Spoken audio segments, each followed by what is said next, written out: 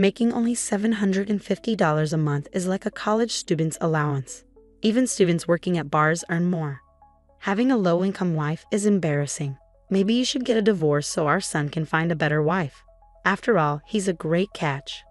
My mother-in-law keeps making these rude comments after seeing a pay stub, but it's not even mine. My name is Amanda, and I'm a 32-year-old nurse. I've been married to John for 5 years. We met in college, started dating, and eventually got married. We first met at a party when he was a medical student and I was studying to be a nurse. John hasn't passed the medical licensing exam. He failed twice and took 3 years off. Now he's working part-time and studying hard for the exam. I'm working full-time as a nurse, so I make most of the money for us. John isn't into bragging about money or posting pictures of fancy cars on social media. He's serious about his work, reading stories about people who've lost loved ones to illness, keeping up with the number of people affected by infectious diseases, and studying Japan's healthcare system. I respect him even though he's not a doctor yet. He genuinely wants to help people, so I didn't leave him despite his lack of income and being in his 30s. He hasn't told his parents that he isn't a doctor yet. Sorry, my mom is too nosy, he says. It's okay.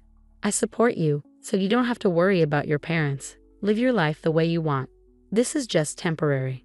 That's why his situation remained a secret. No one knew because he worked as a night security guard at the hospital where I worked. This way, he was technically employed there. He had enough knowledge and information from my stories to sound like a doctor. So when his parents, who rarely saw us, asked about him, I said yes, patients really like him.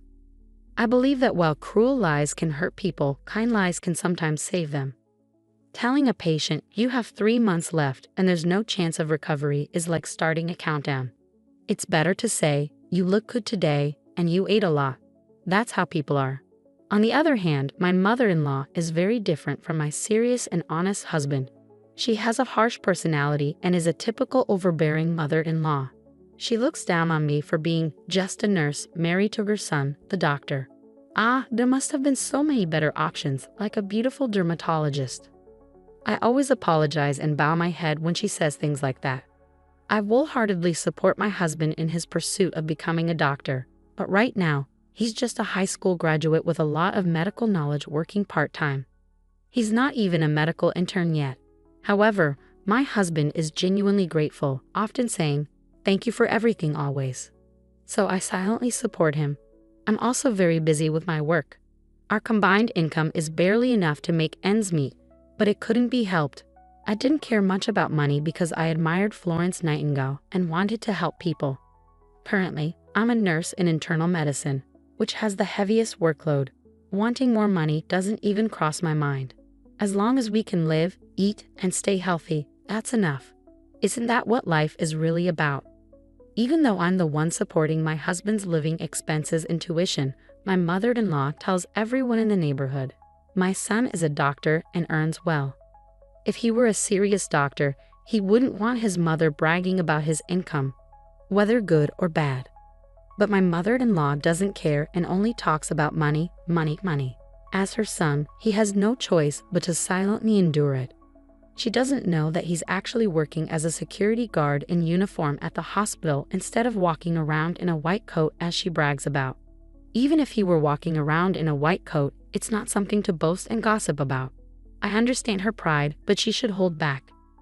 I was worried that my husband's mental state might suffer and he might fail the medical licensing exam because he's barely hanging on. If he ends up spending his entire life as a security guard after trying so hard, it would be heartbreaking. His personality is perfect for being a doctor. His only weakness is his kindness. That's why my mother-in-law makes up stories and says things like, "My son makes $373,000 a year." For him, knowing that's false just adds more pressure. I once gently expressed my concern to her. I think it would be better for the patients if he didn't talk so much about his job because it might cause problems. After all, if you think about it from the opposite perspective, would you want to go to a doctor whose mother is constantly boasting about him when you're sick? But my mother-in-law doesn't care. Be quiet, you're just a nurse. You should feel lucky to marry a doctor. It's like winning a $3 million lottery. Money can't buy respect. You're just a nursing school graduate. She says mean things. I'm sorry, Thank you for letting me marry John. I respect him as a doctor and as a person, so please leave him alone. You're so annoying. We can make him divorce you and marry someone else. It would be sad if our future grandchild gets your low IQ. She's being really mean. But I stayed quiet. Compared to saving lives or feeling like I'm doing important work, my mother-in-law's mean words didn't bother me much. I didn't take her seriously, but one day she showed up at our house uninvited. Our house is a 30-minute train ride from theirs, so we don't see them often. I'm busy with work, so I'm not around them much. That's why she didn't know the truth until now. Wow, this house is small. Why does my son, who I'm so proud of, have to live in such a poor-looking place? She said loudly. She looked at the row of medical books and said, "Well, he is my son," and took a picture with her phone.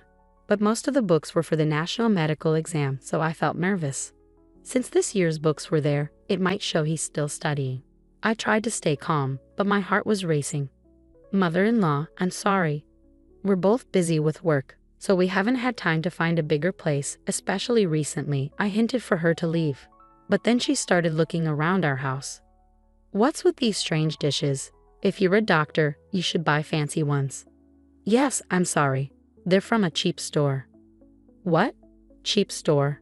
I'm getting rid of them." "No, we didn't have much money because we were spending it on my husband's textbooks and tuition. So we saved money on things like plates that didn't affect our basic meals. As long as we could eat off them, it was okay. Right now, passing his exams was the most important thing." At that time, my husband happened to be working as a security guard at the hospital. It was a good thing he wasn't home.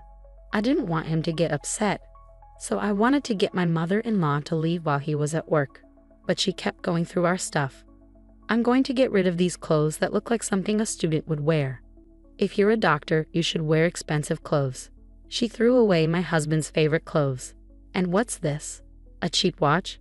If you're a doctor, get a fancy one," she said, tossing it aside, not realizing the usefulness of a smartwatch. Each thing she threw away was bought with the little money my husband earned. He would have rather been in the operating room treating patients than standing outside feeling humiliated. But he kept working hard for his dreams and the sweat he put into it. But she didn't stop. "It's because he married a poor girl that you're living like this, even though he's a doctor. It's unbelievable.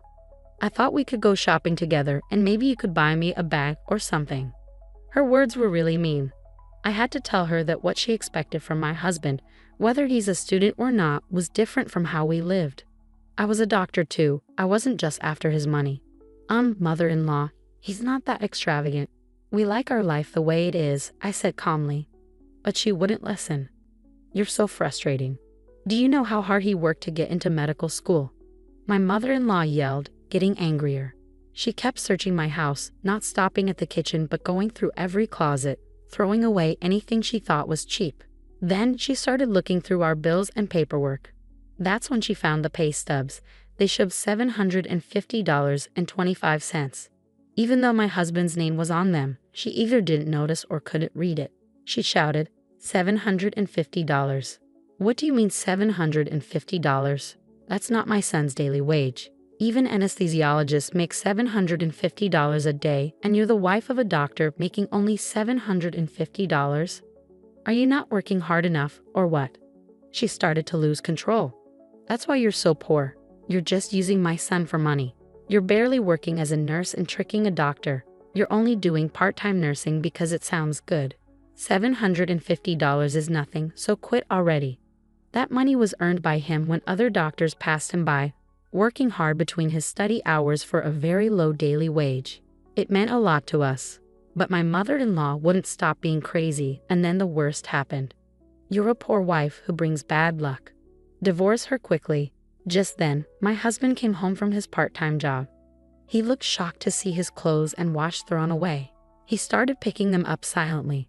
But my mother-in-law said, "John, I don't want to be mean, but please divorce her. Why did you, with your high education and income, choose such a pathetic woman? I'm so sad, and she only earns $750. But my husband didn't say anything. I couldn't tell what he was thinking.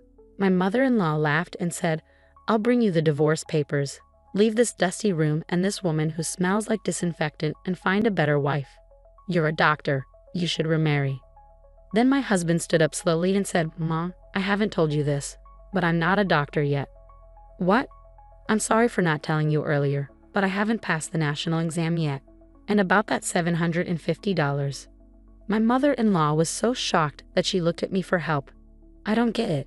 This $750 paycheck is yours, isn't it?"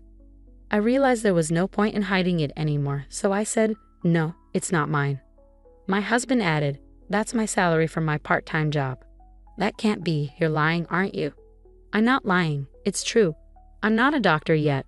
I failed the national exam twice." My mother-in-law was shocked to hear that her son wasn't a doctor yet. She started acting strangely and slipped on some newspapers she had scattered earlier while going through our house. She fell to the floor and cried out for help. Thankfully, she managed to avoid hitting her head, but her right arm, which she used the most, broke with a loud snap. It was definitely fractured. My husband and I quickly helped her and took her to the hospital, where we brought her to the orthopedic department. But my husband said, "Mom, I'm sorry, but please don't come to our house anymore. And I don't want you to consider me your son anymore." My mother-in-law was trembling from shock, but my husband continued, "I knew you were proud of me, but I couldn't keep lying. But when you insulted the money I worked hard for, that was too much. But I never thought you weren't a doctor. It doesn't matter if I'm a doctor or not. Do you think I'm studying just to earn $750 a day? I'm an adult, and it seems like we have different values, so let's end our relationship." It seemed like my husband had truly decided to cut ties with his mother. She, who had found purpose in boasting about her son, seemed completely heartbroken. Nowadays, she stays at home, too embarrassed to face her neighbors. That same year, my husband passed the medical licensing exam. Despite being a bit older, he started working as a resident physician and did exceptionally well, always showing kindness, like offering tea to the security guards. Our days became peaceful and happy. If my mother-in-law had just waited a few more months, her dream would have come true, and she could have seen him in his white coat. It's really a pity, but she brought it upon herself.